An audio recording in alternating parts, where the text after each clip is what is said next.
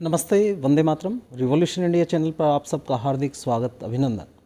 जैसा कि आज रिवॉल्यूशन इंडिया का खुद गौरवान्वित महसूस कर रहा है, एक ऐसी पर्सनैलिटी डीआईजी श्री पंकज नैन जी, आईपीएस अधिकारी और इंजीनियरिंग लाइन से चलते हुए अपनी यात्रा को अब खेल विभाग पर अपनी पैनी नज़र से उसकी बारीकियों को, उसकी खामियों को किस प्रकार से दुरुस्त किया जा सकता है, विश्व के मानचित्र पर कैसे भारत अपने पदकों की भरमार कर सके, उस विषय पर चर्चा के लिए हमारे साथ मौजूद हैं श्री पंकज नैन जी। आपका हार्दिक स्वागत, अभिनंदन रिवॉल्यूशन इंडिया चैनल। धन्यवाद। सर, जानना चाहेंगे, आज आप मौजूद हैं चौधरी रणवीर सिंह विश्वविद्यालय जींद में और यहाँ north zone inter university women handball championship का आयोजन हुआ है और उसमें बतौर चीफ गेस्ट आप मौजूद रहे। तो सर, आज के कार्यक्रम की किस प्रकार की रूपरेखा रही? सबसे पहले तो मैं यहाँ पर जो बच्चों के अंदर जोश था उसको देखकर बड़ा ही खुश हुआ। जिस तरीके से खिलाड़ी जोश से भरे रहते हैं, और आज क्योंकि ये हमारी बच्चियों का एक कंपटीशन था, तो नॉर्थ इंडिया के कोने कोने से यहाँ पर हमारी बच्चियाँ आई हुई हैं खेलने के लिए। सभी एक तरीके से एनर्जेटिक हैं और एक अच्छा माहौल यहाँ पर यूनिवर्सिटी के अंदर खेलने को मिल रहा है उनको। तो सभी जो हमारी पार्टिसिपेंट्स हैं उनको मैं शुभकामनाएं देता हूँ जी। श्रीमान पंकज नैन जी, जब से आपने स्पोर्ट्स विभाग को संभाला है बतौर महानिदेशक, तब से पदकों की भरमार हो रही है। प्रदेश ही नहीं, देश भर में हमारे एथलेटिक्स नीरज चोपड़ा जी, उन्होंने पूरे देश को विश्व भर में गौरवान्वित किया है। तो आपका विज़न क्या है, स्पोर्ट्स को किस प्रकार से ऊंचाइयों की तरफ ले जाएंगे?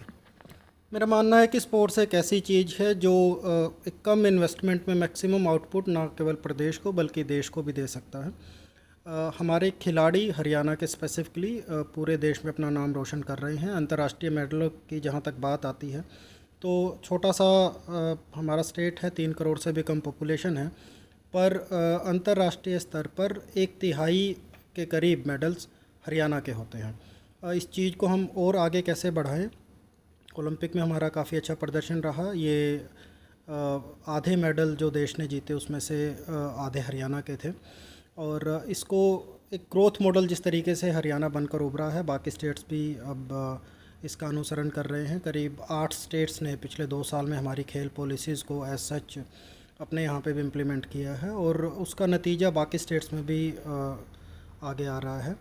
माननीय प्रधानमंत्री जी का विज़न है कि खेल एक ऐसी चीज़ है जो नेशन को आगे लेकर जाता है, और उसमें अब ना केवल हरियाणा, बाकी स्टेट्स भी काफ़ी अच्छा प्रदर्शन कर रहे हैं। हरियाणा के खिलाड़ियों को जिस तरीके से हम आज का एक साइंटिफिक युग है जहाँ खेल पुराने ज़माने का ना रह के काफ़ी साइंटिफिक हो गया है, उनको किस तरीके की हम फैसिलिटी दे सके उसके लिए तत्पर रहते हैं, और इसी तरीके का डिपार्टमेंट का भी एक विज़न बनाया है। नैन साहब, जैसे कि जींद का पुलिस लाइन मैदान है, वहाँ किसी समय एक विज़न आया था कि वहाँ गोल्फ़ के लिए एक ग्राउंड तैयार किया गया था, लेकिन वो ज़मीनी स्तर पर लागू नहीं हो पाया किन्हीं कारणों की वजह से।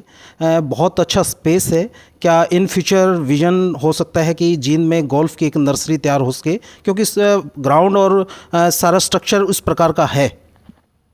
जहाँ तक हमारी पुलिस फोर्सेस का सवाल है, यकीनन काफ़ी बड़ा पोटेंशियल है। अगर आप नेशनल गेम्स में देखेंगे तो एक टीम आती है सर्विसेज की, जिसमें हमारी आर्म्ड फोर्सेस और आर्मी और जो हमारी पैरामिलिट्री फोर्सेस हैं उनके खिलाड़ी आते हैं। और जब से सर्विसेज की टीम आई है, जब से उन्होंने खेल को संभाला है, उनके 2 या 3 ही सेंटर है इंडिया में, वो बेस्ट वहाँ खिलाड़ियों को लेकर जाते हैं। तो हर बार वो मेडल टैली में टॉप करते हैं। तो जहाँ तक स्टेट पुलिस सर्विसेज का सवाल है, ये बिल्कुल अच्छी बात है कि आपने कही कि हर एक स्टेट पुलिस सर्विसेज के पास भी पोटेंशियल है कि वो भी गेम्स को आगे लेके जाएं। ये खेलों को आगे लेके जाना अकेले खेल विभाग का काम ना होकर अगर सोसाइटी के सभी पार्ट, जैसे कि पुलिस डिपार्टमेंट आपने कहा, हमारी यूनिवर्सिटीज़ हैं, हमारे स्कूल्स हैं, हमारी प्राइवेट एकेडमीज़ हैं, ये जिस भी तरीके से आगे चलेंगे तो यकीनन रिज़ल्ट कई गुना हमारा हो जाएगा। और इस बार की बजट स्पीच में भी माननीय मुख्यमंत्री साहब ने भी एक अलग से ये प्रावधान भी रखा है कि खेल का इंफ्रास्ट्रक्चर जिस भी डिपार्टमेंट के पास है, जिस भी ऑर्गेनाइजेशन के पास है, और वो अंडर यूटिलाइज्ड है, उसकी मैपिंग करवाएंगे, और अगले 1 साल में वहाँ पर किस तरीके से हम उसको बेहतर बना सकते हैं और किस तरीके से बेटर यूटिलाइजेशन हो सकता है, उस पर ध्यान देंगे। नैन साहब, जैसा कि एक लाइब्रेरी शिक्षा के लिए और खेलों के लिए एक मैदान, दो जगह ऐसी होनी चाहिए जहाँ कोई लिमिट के टाइम लिमिट की बाउंडेशन ना हो। विद्यार्थी का मन किया जब इच्छा हुई वो लाइब्रेरी में दिन रात 24 घंटे वो कभी भी मन करे और खुले मन से वो पढ़े। ऐसे स्पोर्ट्स के विषय में जब सभी स्कूल, कॉलेजेस और यूनिवर्सिटीज़ इस प्रकार से छात्रों को, जो विद्यार्थियों को अगर खेलों के लिए ऐसा एनवायरनमेंट दे, वो 24 आवर जब उनकी इच्छा हो वो खेल सकें, तो निश्चित तौर पर खेलों को हम एक अच्छा मुकाम दे सकते हैं और बच्चों को नशे की आदत से दूर भी ले जा सकते हैं। इस बारे में आपका विजन क्या है सर? यकीनन अच्छा सुझाव है और हमारी खेल फैसिलिटीज़ जहाँ पर भी चल रही हैं उनका बेटर यूटिलाइजेशन होना चाहिए। कई बार क्योंकि एक हम डेवलपिंग नेशन है, इंफ्रास्ट्रक्चर की भी कुछ दिक्कतें होती है कि उसको किस तरीके से चलाया जाए, क्योंकि जहाँ तक रात की आपने बात कही तो वहाँ पर सुरक्षा व्यवस्था की बात आ जाती है, वहाँ पर लाइटिंग की बात आ जाती है और कई बार उसको इकोनॉमिकल नहीं होता चलाना कि एक खिलाड़ी के लिए आप पूरा स्टेडियम की लाइटिंग को खोल रहे हैं। तो दोनों चीज़ें हैं कि अगर इस तरीके के खेल हैं जो किसी एक इंडोर हॉल में हो सकते हैं और वहाँ पर बच्चे शाम को खेलना चाहें तो वो ज़रूर खुलने चाहिए। एक ऑप्टिमम यूटिलाइजेशन एक साइंटिफिक अप्रोच के साथ सभी मैदानों की होनी चाहिए। महानिदेशक महोदय जी, जैसा कि जींद में आपका एथलेटिक ट्रैक बनने के लिए आपकी तरफ से आदेश आ चुके हैं, तो जींद के लोगों को ये सुविधा कब तक मिल पाएगी, उसके बारे में कुछ बता पाएँ? बहुत जल्दी एथलेटिक ट्रैक बनने जा रहा है। स्विमिंग पूल यहाँ पर शुरू हो गया जो कई साल से हमारा काम नहीं कर रहा था। इसके अतिरिक्त नरवाना में अगर आप देखेंगे तो एक अकेला ऐसा सब डिवीज़न है जहाँ डिस्ट्रिक्ट लेवल से बेटर स्टेडियम है, क्योंकि हमारे खिलाड़ी काफ़ी वहाँ से आ रहे थे और भी जिन जिन खेलों की डिमांड है वहाँ के लिए हम, चाहे वो प्राइवेट इंस्टीट्यूशन हो, उनके लिए नर्सरीज़ भी दे रहे हैं। इसके साथ साथ यहाँ का जो मल्टीपर्पज़ हॉल है उसकी भी आगे रेनोवेशन करेंगे। तो खेलों के लिए इंफ्रास्ट्रक्चर वाइज कोई रखरखाव की ज़रूरत है, उसके लिए भी अभी हमने एक टेंडर लगाया है यहाँ पर कि ताकि वहाँ की मेंटेनेंस भी प्रॉपर हो सके। तो जहाँ तक रखरखाव की ज़रूरत है, नया इंफ्रास्ट्रक्चर क्रिएट करने की ज़रूरत है, ऐसे स्टेडियम्स में जहाँ उनकी प्रॉपर यूटिलाइजेशन हो उसी पर पूरा ध्यान है। माननीय महानिदेशक महोदय जी, जैसे कि जींद का एक रामराय गांव है जहां के तीर्थ की एक विशेषता है। उस तीर्थ में जो बच्चे तैरने के लिए एक बार उतर गए तो उन्होंने नेशनल लेवल पर, इंटरनेशनल लेवल पर स्विमिंग में कुछ ना कुछ मुकाम हासिल किया है। वहां के बच्चे वाटर पोलो भी एक गेम वो बच्चे खेलते हैं, तो वो भी एक स्कोप हो सकता है। वो आपके संज्ञान में रिवॉल्यूशन इंडिया लाना चाहता है इस विषय को भी, अगर वाटर पोलो का भी कॉन्सेप्ट वहाँ, क्योंकि तालाब को अच्छे से यूटिलाइज़ कर पा रहे हैं, अगर उसको भी कंसिडर किया जाए तो निश्चित तौर पर प्रदेश व देश को गौरवान्वित कर सकता है ऐसा गांव।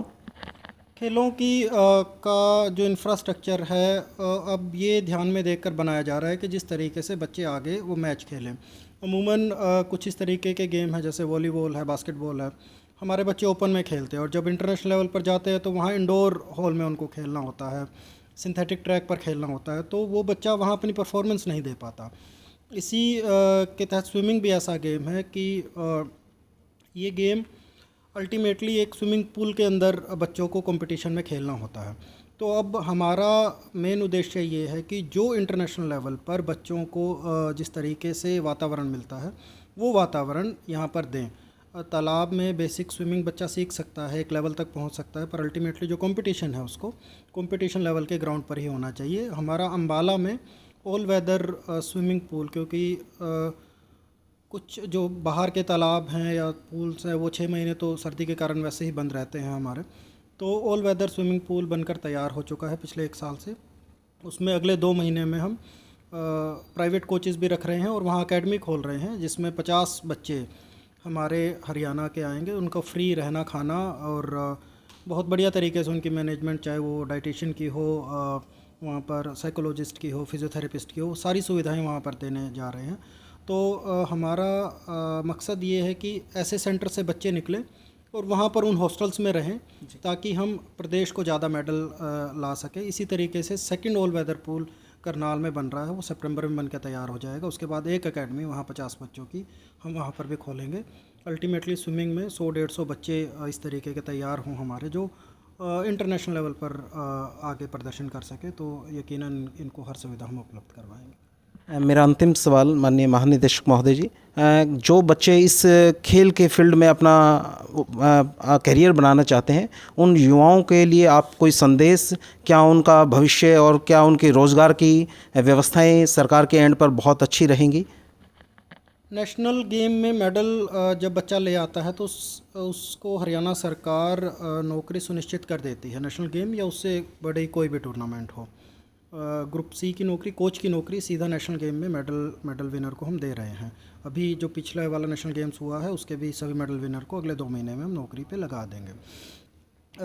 पिछले 1 साल में 100 से ज़्यादा बच्चों ने सीधा ही नौकरी पाई है, तो काफ़ी पोटेंशियल है गेम्स में नौकरी पाने का। ना केवल हरियाणा सरकार, बाकी भी चाहे हमारी आर्म्ड फोर्सेस हों, अभी आर्मी, पैरामिलिट्री, ITBP, BSF, सभी हमारे बच्चों को यहाँ से लेकर जा रही है, तो काफ़ी पोटेंशियल है। और जो बेसिक गेम भी खेल रहे हैं, ग्रुप डी में भी सरकार ने 10% रिजर्वेशन कर रखा है। 1518 पोस्ट निकाली थी, और आप जानकर थोड़ा हैरानी भी होगी कि अभी तक 1518 बच्चे मिले ही नहीं हैं पूरे हरियाणा से जो ग्रुप डी में आ सकें।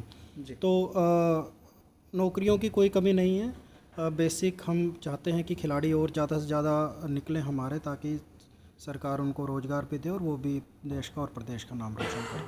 जी, देखते रहिए दर्शकों, फिर किसी अन्य दिन किसी अन्य हस्ती से आप सबको रूबरू कराएंगे।